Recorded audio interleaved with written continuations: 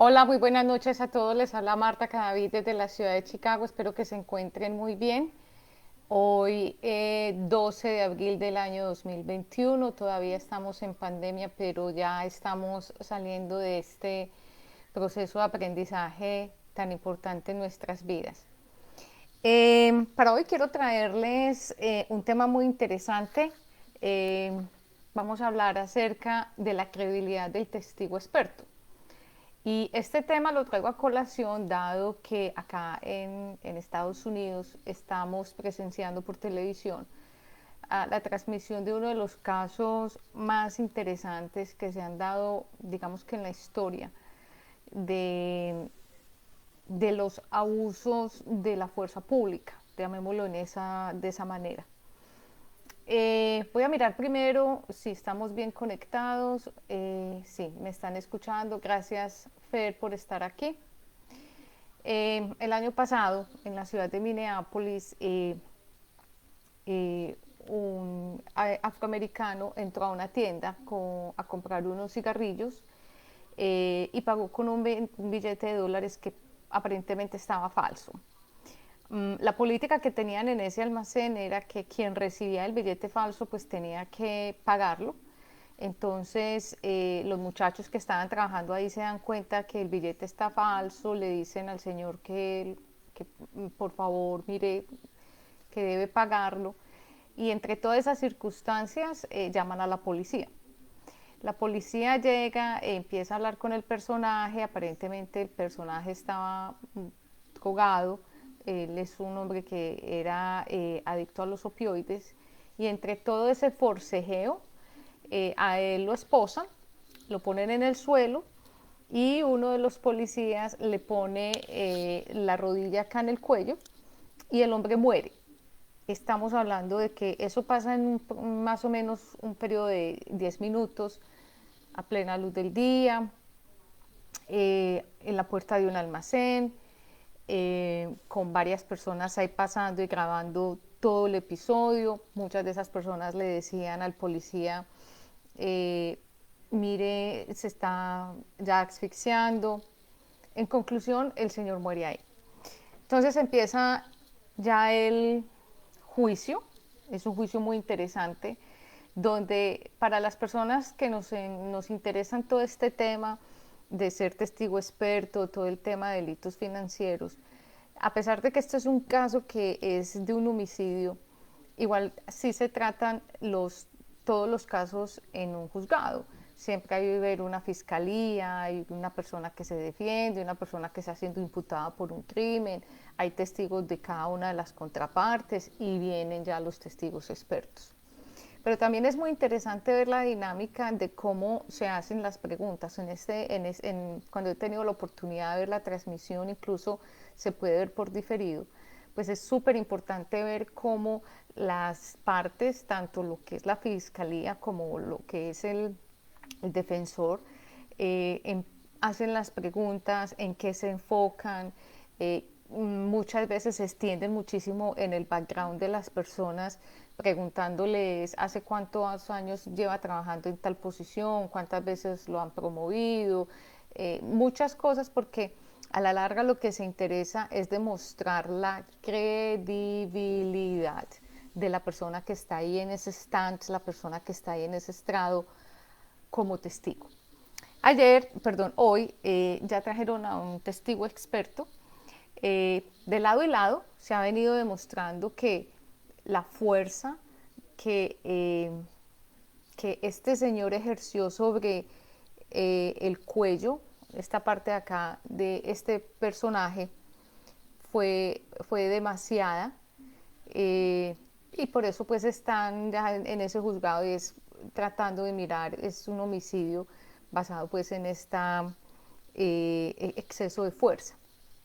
Entonces, eh, a pesar de que la persona que murió era una persona que era adicto a los opioides, tenía ya una enfermedad de corazón, sufría de presión alta. De todas maneras, para la defensoría, o sea, el defensor, perdón, tiene que demostrar que por donde fuera, este señor iba a morir ahí. Y pues para el lado de la fiscalía, pues ellos tienen que demostrar que obviamente fue un homicidio y que a pesar de que este señor tenía todos estos problemas, no necesariamente iba a morir ese día. Entonces es bien interesante. Hoy llega ya el testigo experto. Entonces, lo primero que hacen es preguntarle por su background, o sea, usted qué ha estudiado, cuáles son sus credenciales, cómo ha desarrollado su carrera profesional. Y eso fue lo que más me interesó, porque en los cursos que Julián Ríos y yo hemos impartido en Latinoamérica con respecto a la auditoría forense, cómo ser un testigo experto, cómo atender este tipo de casos y cómo nos debemos preparar, fue exactamente como nosotros lo hemos explicado y me parece fascinante porque estamos hablando de un juicio que es por homicidio acá en Estados Unidos, pero que nosotros hemos tenido la oportunidad incluso de hacer talleres en vivo con los participantes de cómo se comportan las personas en un juicio de este tipo. Entonces, lo primero que hacen, primero hay que determinar que es un testigo experto y es una persona que es llamada eh, para que dé una opinión de algo técnico que no está ni de un lado ni del otro. Es decir, en ningún momento el testigo experto va a decir quién tiene la razón, quién se manejó bien, quién no se manejó bien, sino que a él por su experticia le van a preguntar algo que es técnico para aclarar las dudas que se hayan, digamos, generado durante eh, la recolección de evidencia o durante los testimonios de las personas que estuvieron presentes en el evento. Entonces, este señor es un testigo experto que conoce muy bien de la forma en que se debe, digamos, controlar el cuerpo cuando una persona no quiere ser esposada, por ejemplo. Es un experto en el tema de cómo aprender, o sea, cómo controlar a las personas que no quieren ser aprendidas por la policía. Ellos tienen unas técnicas, yo no soy experta en el tema, sino que existen unas técnicas y casi que un paso a paso de cuando la situación se presenta, qué deben hacer cada uno de los policías que hay presentes. Entonces hay que esperar que la persona se calme, si la persona ya está esposada, entonces la pueden sentar, la pueden parar, traen un carro más grande, en fin, hay todo un protocolo, esto no es algo que va sin ningún procedimiento y es lleno de sorpresas, al contrario, existe un paso a paso para poder controlar este tipo de situaciones y es ahí pues cuando no se controla sino que salen las emociones sucede pues este homicidio.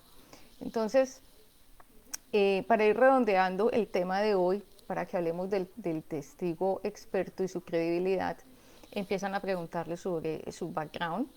Es una persona pues, que conoce mucho el tema, eh, eh, ha entrenado a las fuerzas policiales sobre esto. Y pues una de las preguntas que le hacen es el pago por hora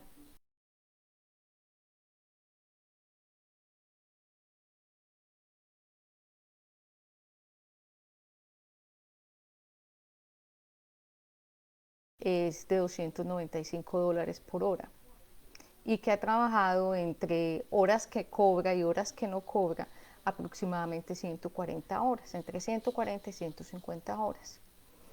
Yo estaba con alguien y me dice, wow, es mucho dinero, una hora $295. Entonces mi respuesta fue no, es la tasa promedio, es el valor promedio que se maneja en el mercado para un testigo experto, es $300. Entonces esa respuesta fue muy inteligente porque este testigo experto no se subió a los $300, sino quedó ahí en lo más caro, pero tampoco se bajó a los 40 o $50, sino que dijo $295. Eso tiene una razón, ¿ok?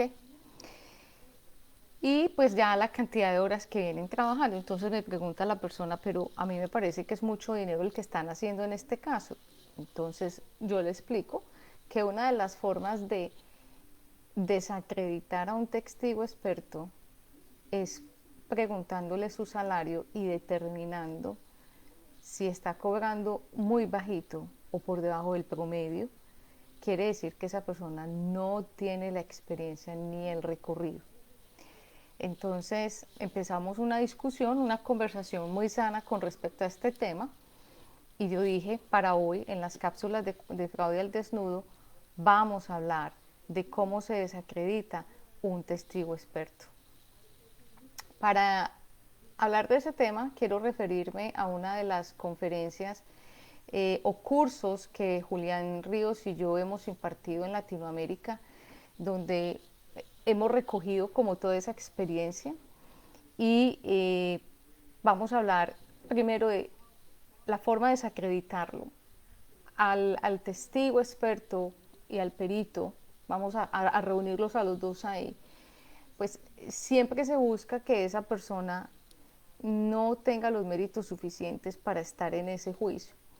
Puede que a mí me pregunten como me lo hicieron hoy, pero es más importante el valor de la hora que lo que realmente la persona sabe.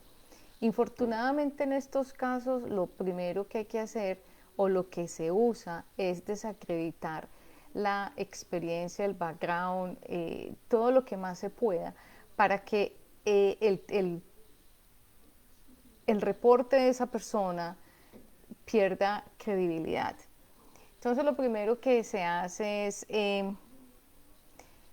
determinar la visión miope que pueda tener ese personaje, ese testigo experto o ese perito. Entonces, una de las formas de desacreditar es, por ejemplo, determinar que el perito o el testigo experto se basaron en un solo enfoque de manera miope. Recuerden que esto es todo de manera técnica. Esto aquí no es de demostrar quién tiene la razón, sino que cuando un testigo experto o un perito se centran, están, digamos, dando un reporte, una opinión sobre algo técnico, es algo técnico, no puede tener, digamos, como que un lado o el otro. Cuando otra forma de desacreditarlo es llevándolo a las contradicciones. Y esto pasa mucho con personas que son altamente intelectuales, conocen mucho de los temas, pero nunca han tenido un bagaje en un estrado judicial, porque se asustan y se empiezan a contradecir. Una de las cosas que pasó hoy con el testigo experto es que empezó a hablar demasiado. Se extendía demasiado en las preguntas que a la larga no le estaban preguntando. Es decir, esto es blanco o esto es negro, pero nadie le estaba dando como solicitando una explicación adicional. Y pues aparte de que la estaba ofreciendo, pues se estaba extendiendo demasiado. Y esto aquí también tiene como unos tiempos de respuesta. Entonces es muy peligroso o es de doble vía empezar a dar muchísima información que no se está pidiendo. Es muy distinto a que la fiscalía o la defensa me esté preguntando cosas y me diga, usted me puede explicar. Y pues técnicamente se explica, técnicamente se explica. Otra cosa es que me diga, dígame si sí o si no, esto pasó o no pasó. Entonces, cuando se habla demasiado, se puede llevar a la contradicción. Y uno de esos, ahí es donde muchas personas patinan o patinamos. A veces decimos, dije más de lo que debería decir, no debería haber dicho esto. Para eso se necesita preparación, preparación con otras personas, preparación frente a un espejo, tener un script o un listado de preguntas, de las posibles preguntas que vayan a hacer del caso. Y obviamente hay que conocer muchísimo de los detalles del caso. En muchas ocasiones se entrega nueva información que el testigo o el perito no tenían. Entonces, a la hora del té, cuando va a responder, pues en muchas ocasiones se quedan en blanco porque hay información adicional que posiblemente pueda afectar ese argumento o ese reporte que está ofreciendo el testigo experto o el perito. La contraparte siempre, siempre tratará de demostrar que el perito no es suficientemente centrado o que él está parcializado. Y una de las cosas que más impacta también en la demostración, en la pérdida de credibilidad, es el precio. Como lo dije anteriormente con la pregunta del día de hoy, cuando los precios de la hora o de los honorarios no están de acuerdo al mercado, pues inmediatamente eso va a afectar muchísimo a la credibilidad que tiene ese testigo experto. Entonces, por eso dirán, pero ¿por qué cobran lo que cobran? Yo personalmente digo, no hay cosas baratas, no hay cosas caras, otra cosa es que uno no tenga la prioridad o no tenga el suficiente dinero para pagarlo. Eh, por eso los honorarios de las personas que trabajan en un tema determinado, un perito, un testigo experto, pues cuestan lo que cuestan, porque parte de, digamos que de esa estrategia es que no se pueden bajar del nivel del mercado. Otra forma de contradecir un testigo experto es haciendo la debida diligencia de esa persona. Cualquier aspecto personal que pueda, digamos, oscurecer la vida personal de un testigo, de un perito, aspectos personales, debilidades, son amenazas terribles, terribles, terribles, que pueden tumbar un caso. Porque el argumento de un testigo experto o un perito es muy importante y puede ser, digamos, fundamental para tomar una decisión por parte del juez. Entonces, una de las, digamos, cosas que yo ya les he enseñado, les he contado a través de estas cápsulas de fraude al desnudo es el testigo experto o el perito tiene que estar libre de toda culpa, porque va a estar en el escrutinio de las contrapartes. Eh, Infortunadamente se han visto casos donde hay personas que han tratado de ser peritos o testigos expertos, pero sus credenciales han sido falsificadas, por ejemplo. Dijeron ser, por ejemplo, especialistas en un tema, pero realmente nunca estudiaron ese tema. O tuvimos un caso hace mucho tiempo de alguien que se había supuestamente certificado en cierta rama de los delitos financieros y falsificó el diploma, la credencial. Entonces, aquí también hay que tener claro que un, un, un, un caso puede verse mmm, gravemente afectado o en peligro si el testigo experto o el perito no tienen las suficientes credenciales y son verdaderas. Por eso es importante que cuando estas personas sean llamadas a juicio se haga la debida diligencia, eh, incluso yo diría que una debida diligencia ampliada para poder estar seguros y confiar en esa persona. Infortunadamente pasan muchas cosas y se pone en manos de, se pone en la cabeza de alguien, en el conocimiento de alguien, este tipo de situaciones donde puede estar incluso el futuro de una persona. Entonces hay que tener mucho cuidado con ese tema. Eh, También una de las formas de desacreditar a un testigo experto o un perito es demostrar que las prácticas profesionales de esa persona no son adecuadas, no son acordes a los principios metodológicos o los principios técnicos que se requieren para ese caso en especial. Y aunque parezca estúpido, pero es muy común que esto ocurra, una de las preguntas que se hacen que es bien básica, es el tema de los softwares y el hardware usado para hacer el reporte incluso. Cosas tan simples, en qué tipo de computador usted hizo el reporte, si su computador tiene licenciamiento, por ejemplo, para Office, si todo el tema del licenciamiento del software y del hardware puede ser algo muy básico que nosotros lo tenemos ahí como por añadidura, pero en muchas ocasiones no le prestamos atención. Pero para este tipo de casos es súper, súper importante porque muchos abogados saben que las personas son descuidadas, no usan los elementos físicos necesarios, correctos y obviamente licenciados. Entonces pregunta por la licencia del Windows y de repente es que el Windows que se está usando es un Windows que muchas veces es pirata o es el Windows educativo y no es un Windows profesional. Y me dirán, Marta, pero ¿cómo así? Es que eso lo tenemos que comprar, sí. Eso hay que tenerlo claro para cuando eso ocurra, a ustedes le pregunten y ustedes puedan demostrar que ese tipo de situaciones se las van a preguntar. Eso se lo van a preguntar. Y si ya vamos a un tema forense que ya es un poquito más sofisticado, es muy posible que a ustedes que pregunten el tipo de software que fue usado, el tipo de dispositivos electrónicos que fueron usados para hacer, por ejemplo, el levantamiento del elemento material probatorio, que ese es el que ya se convierte en evidencia declarado por el juez. Y ni hablar de la cadena de custodia. Un día de estos trabajaremos con la cadena de custodia para que se encuentren la importancia. Entonces, con el tema del testigo experto, yo quiero llamar la atención es en eso, es si a ustedes les gusta este tema, prepárense.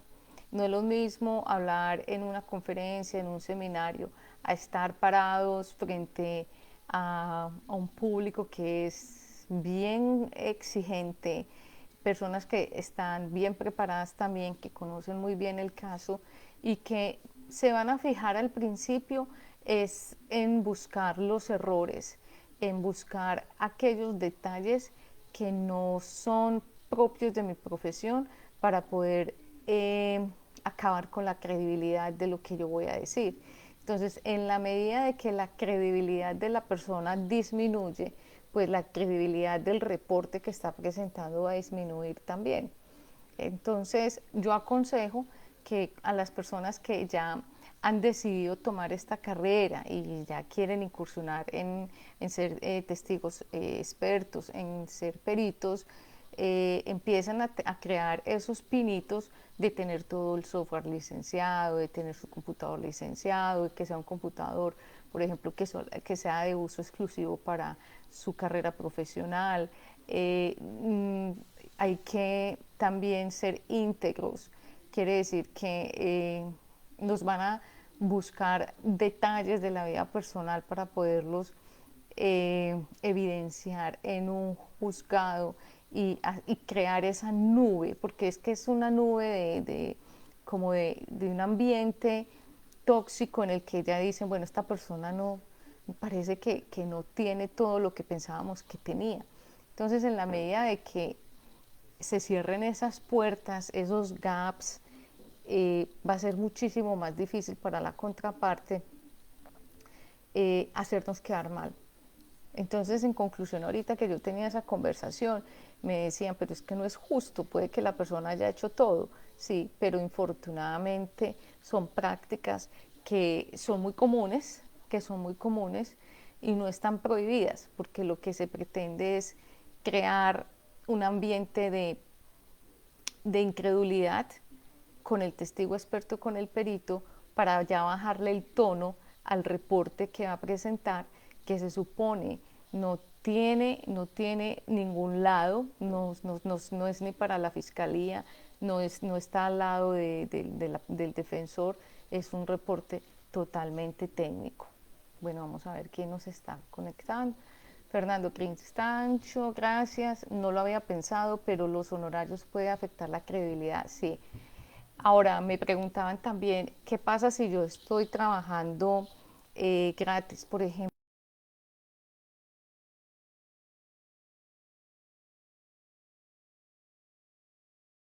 para una asociación? Entonces, eso sí se puede hacer, claro que se puede hacer, pero hay que demostrar que el valor hora es casi que una donación que uno está haciendo y ese valor hora en los registros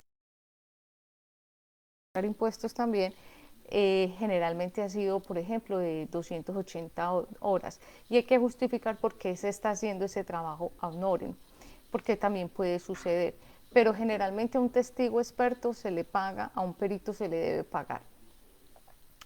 Fernando, gracias Miguel, nos dice que muy interesante. Fernando dice, debe ser puntual y concreto.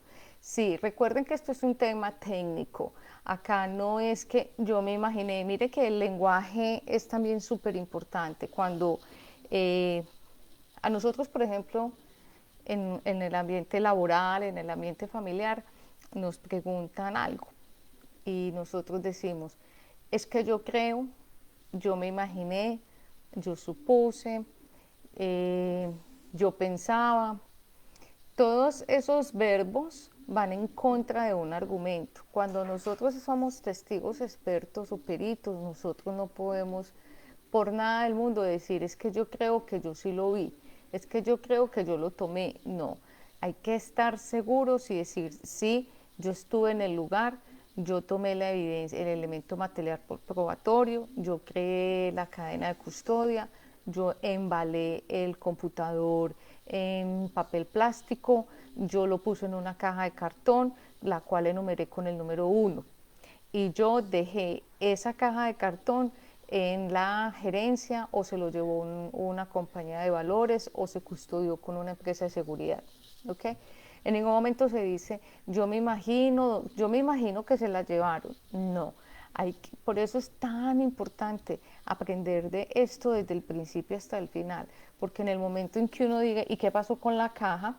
Uno dice, la caja se la llevó la empresa de valores tal y de acuerdo a esta acta la caja está depositada en la bodega tal, con tal dirección y bueno, y está el acta. O si ya la caja no está, pues pasó algo irregular, pero para al menos el perito o el testigo experto, pues se sabe que tiene el acta donde la empresa de seguridad confirma que esa caja existe y está en un lugar determinado. Pero no se puede tener ese vocabulario tan flojo, suelto, que en muchas ocasiones es un peligro para nosotros, porque a veces tratamos de sacar realidades o verdades con mentiras. Es que yo pienso, es que yo creí, es que usted, yo me imagino que usted lo hizo, aquí eso no se puede usar. Entonces hay que tener mucho cuidado. Fernando nos dice, ¿cómo afecta la certificación RAA? Fernando, no conozco la certificación, muy interesante, voy a mirarla, posiblemente no la conozco con este nombre, pero lo voy a buscar y lo voy a dejar aquí posteado. Te ofrezco disculpas si no tengo la información en este momento. Bueno, los invito para que se inscriban al curso para que se vuelvan expertos antifraude.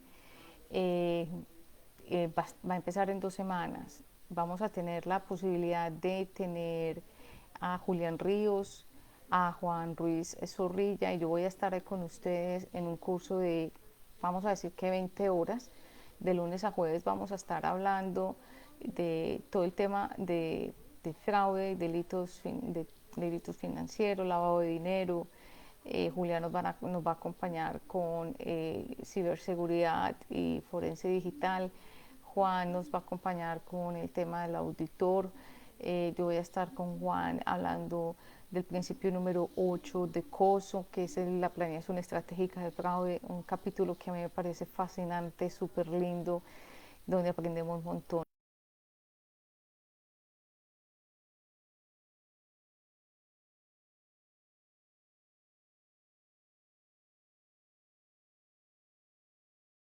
Por eso la certificación exige educación continua y permanente. No es que entonces usted logró los 20 puntos del año y ya se le olvidó y el año entrante vuelve y colecciona o recoge los 20 puntos en un mes. No, esto es de educación constante.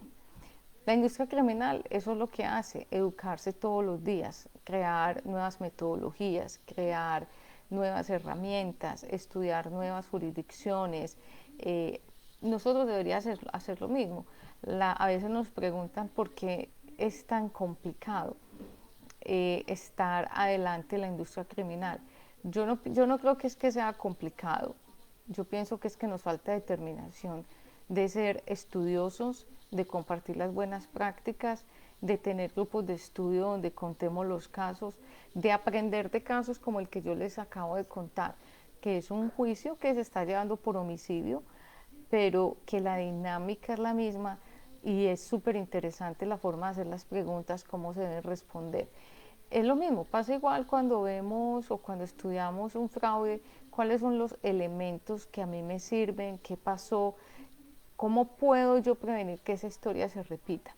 Entonces, los espero. Cualquier inquietud que tengan con respecto a la certificación que empieza el 19 de abril, yo les sugiero que se comuniquen directamente con Auditool para que ellos les proporcionen toda la información necesaria para este tema. Bueno, nos dice Alexander desde Bogotá, la señal está un poco mala, se interrumpe. Bueno, no sé qué pasará. Ojalá se sea algo temporal. Eh,